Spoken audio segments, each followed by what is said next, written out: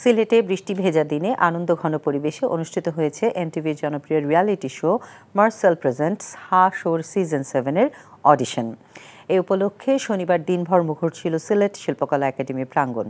বিভাগীয় শহর সিলেট ছাড়াও সুনামগঞ্জ, হবিগঞ্জ এবং চায়ের রাজধানী মৌলভীবাজারের প্রত্যন্ত চা বাগান থেকেও অডিশনে অংশ নিতে ছুটে আসেন প্রতিযোগীরা। অডিশন থেকে বিচারকদের বিচারে সেরা প্রতিযোগীরা অংশ নেবেন মার্সেল হাঁস-ওর মূল অনুষ্ঠানে। অডিশন রাউন্ডের শুরুতে প্রতিযোগীদের স্বাগত জানিয়ে দিক নির্দেশনা দেন হাঁস-ওর যৌথ পরিচালক জাহাঙ্গীর চৌধুরী ও কাজী মোহাম্মদ মোস্তফা।